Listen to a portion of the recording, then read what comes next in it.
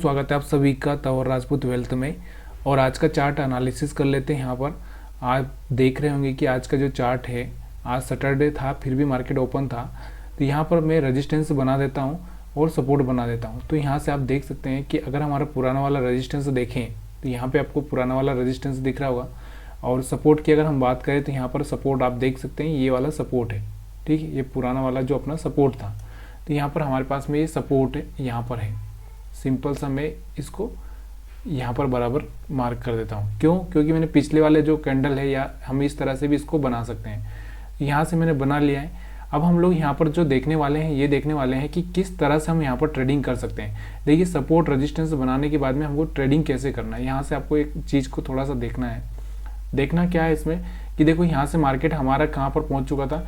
मैंने आपको बोला कि ओवरबॉट एरिया में पहुँच चुका है हमारा स्टॉक। यहाँ पर ओवर या हमारा जो स्टॉक हो या निफ्टी हो या बैंक निफ्टी जो भी हो, यहाँ पर हमारा निफ्टी 50 का चार्ट हम एनालिसिस कर रहे थे। निफ्टी 50 यहाँ पर 5 मिनट के चार्ट पे मैं लगा के रखा है।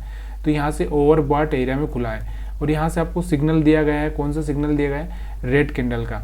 दूसरा क्या है, यहाँ पर आप देख सकते हैं कि यहाँ से जो ओपन हो हमारा, जो यहाँ पर एक ब्रेकआउट भी आपको देखने को मिल रहा होगा कि यहाँ से एक ब्रेकआउट भी होता हुआ आपको दिख रहा था।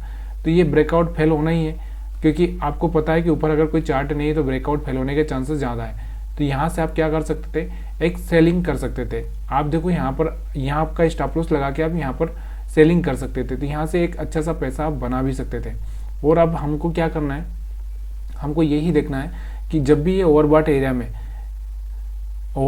में जब भी यहाँ रहेगा तब हमको सेलिंग ही करना है। तो यहाँ से अपना ब्रेकआउट फेल हो चुका है, यहाँ से एक सेलिंग करके हमने पैसा भी बना लिया। उसके बाद में हमको बाइंग करना है कि नहीं करना है, ये अपने ऊपर डिपेंड है। अगर हमको बाइंग करना होगा तो यहाँ से एक और यहाँ से एक सपोर्ट बन रहा था, तो इस सपोर्ट के हिसाब से हम बाइंग करते या नहीं करते तो भी चलता। हमारा सेलिंग में पैसा बन चुका है।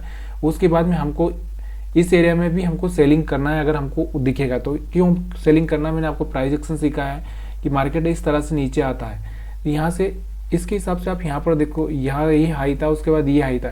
तो ये हाई पर जाने से पहले ही मार्केट में रिजेक्शन ले लिया। तो यहाँ पर आपको एक सेलिंग करके भी फिर से वापस से दोबारा पैसा बनता। और आपको पता है कि हमारा सपोर्ट कहाँ पर है, यहाँ पर। तो यहाँ से मार्केट वापस से ऊपर जा सकता है। तो यहाँ से देखो, ओवरसोल्ड एरिया में आया था। यहाँ से आप सपोर्ट से एक बार मार्केट उठता ही है। अगर आप चाहें तो यहाँ से एक पोजीशन बना के यहाँ तक का प्रॉफिट कर सकते थे। और अपने स्टॉप लॉस को मैनेज करते हो यहाँ से ट्रेलिंग स्टॉप लॉस के साथ में आप यहाँ से रख सकते। तो यहाँ से आपको एक जो निफ्टी 50 में एक पैसा बनाने का जो मौका था वो आसानी से आपको यहाँ पर मिल रहा था। यहाँ से आप 20 मूविंग एवरेज के हिसाब से भी करना चाहें तो कर सकते थे, उसमें कोई प्रॉब्लम नहीं। लेकिन देखो, सबसे जो इम्पोर्टेंस जो होता है, हमको ऑपरेटर को देखना पड़ता है कि ऑपरेटर क्या करना चाह रहा है। ऑपरेटर के हिसाब से अगर हमको पैसा बनाना है 1:2 के आसपास, अगर हमको टारगेट लेना है 1:2 1:3 अगर हमको लेना है, तो यहाँ से अपनों को इस तरह से चार्ट को रीड करना ही पड़ेगा। तो यहाँ सिंपल ट्रेडिंग मैं आपको सिखा रहा हूँ। अगर वीडियो पसंद आ रहा है तो लाइक शेयर कमेंट करना मत भूलिएगा। और हम बैंक निफ्टी को भी देख लेते हैं। देखिए, बैंक निफ्टी को भी अगर हम देखें तो बैंक निफ्टी का भी चार्ट मैं आपके सामने लगाता हूँ। तो यहाँ से आपको बैंक निफ्टी का चार्ट दिखाई दे रहा होगा। बैंक निफ्टी में आप किस तरह से ट्रेडिंग कर सकते थे। देखो, यहाँ पर मैंने आपको बताया कि सपोर्ट रेजिस्टेंस बनाना बहुत ज़रूरी होता है। तो कल का अगर हम सपोर्ट रेजिस्टेंस देखें यहाँ पर, तो कल का हम लोग पहले यहाँ पर बना लेते हैं। कल का कौन सा था आपको पता ही है, सपोर्ट रेजिस्टेंस कल का। तो यहाँ से मैं, ये हाई था इसलिए मैं यहाँ इसको सपोर्ट इस तरह से मैं इसको रेजिस्टेंस बना देता हूँ। तो यहाँ से आपको दिख रहा होगा ये रेजिस्टेंस था। उसके बाद में हमारा जो, एक मिनट, यहाँ पर हमारा रेजिस्टेंस था, ठीक है। उसके बाद में अगर हम लोग सपोर्ट की बात करें तो सपोर्ट आपको पता ही है कि सपोर्ट हमारा कल का कौन सा था। तो यहाँ पर मैं उसको कल वाला सपोर्ट बना देता हूँ। उससे पहले चार्ट को छोटा करते हैं हम लोग। तो यहाँ से इसको मैं यहाँ से एक सपोर्ट भी ड्रा कर देता हूँ। तो आपको सपोर्ट कल वाला जो हमारा लो था उसको हम सपोर्ट मान लेंगे। तो उसको सपोर्ट मानकर हम यहाँ पर, तो हमारा कल का जो लो था, तो यहाँ से ही आप चाहें तो यहाँ से इस तरह से इस एरिया को एक मार्क कर सकते हैं। तो यहाँ से आपके पास में एक सपोर्ट भी बन चुका है। रेजिस्टेंस कल का है।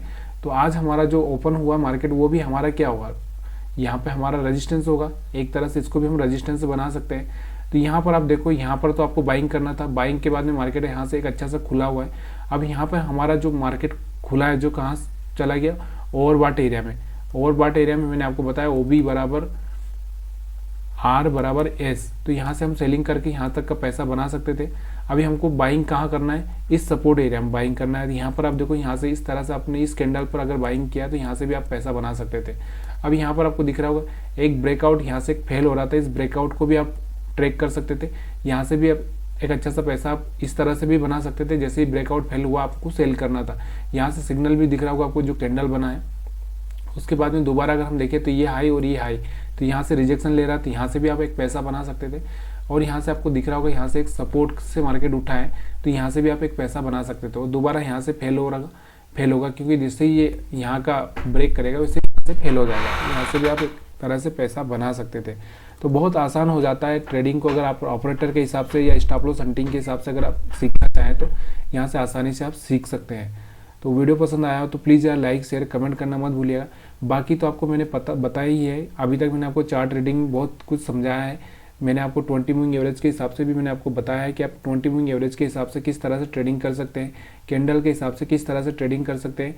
लेकिन हमारा जो जर्नी है, क्योंकि 20 मूविंग एवरेज के हिसाब से भी आप करोगे तो आपको जो रिस्क रिवार्ड रेशो है वो इतना जल्दी मिल नहीं पाएगा। अगर यहाँ पर देखो, यहाँ से अगर आप देखोगे 20 मूविंग एवरेज के हिसाब से अगर आप यहाँ पर सेलिंग नहीं कर सकते, क्यों नहीं कर सकते, क्योंकि मार्केट 20 मूविंग एवरेज के ऊपर है तो सेलिंग नहीं कर सकते। अगर यहाँ से आप बाइंग करोगे तो यहाँ से भी आपको टारगेट इतना मिल नहीं पा रहा है। यहाँ से आप सेलिंग करोगे तो यहाँ से आपको थोड़ा सा ही टारगेट मिलेगा, फिर यहाँ से मार्केट बाइंग करोगे तो यहाँ से भी आपको उतना टारगेट नहीं मिल पा रहा है। तो इसी की वजह से मैं जो नया चीज़ें आपको समझाने की कोशिश कर रहा हूँ, सपोर्ट रजिस्टेंस को और यहाँ पर जो ऑपरेटर का स्ट्रेटजी, इसीलिए मैं आपको समझाने की कोशिश कर रहा हूँ ताकि आपको जो रिस्क रिवार्ड है, एक्चुअली जो रिस्क रिवार्ड वो ही हमारे लिए इंपॉर्टेंट होता है। शेयर मार्केट में जो सबसे बड़ी चीज़ होती है रिस्क रिवार्ड रेशो इंपॉर्टेंट होता है। अगर ये आपका हो गया, मैंने आपको बताया ना कि अगर मान लो आपके 50% आपको सक्सेस मिलती है तो 50% में क्या हो सकता है कि मान लो कि आपने 2 ट्रेड लिए तो आपने 5 ट्रेड किए तो 5 ट्रेड में आपको कितना हज़ार रुपये का अगर लॉस भी होता है तो कितना हो गया।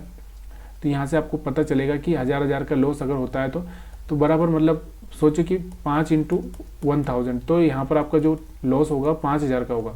लेकिन अगर आपका यहाँ से रिस्क रिवार्ड में 5 ट्रेड में आपको 2-2000 का प्रॉफिट हो जाता है तो सोचे कि यहाँ से आपको प्रॉफिट होगा 10,000 का।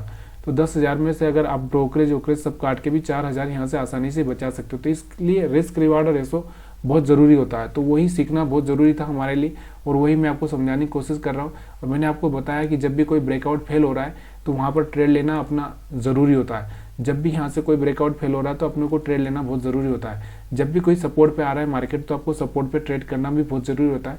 वीडियो पसंद आया तो लाइक शेयर कमेंट करना मत भूलिएगा। आप सभी का वीडियो देखने के लिए बहुत बहुत धन्यवाद।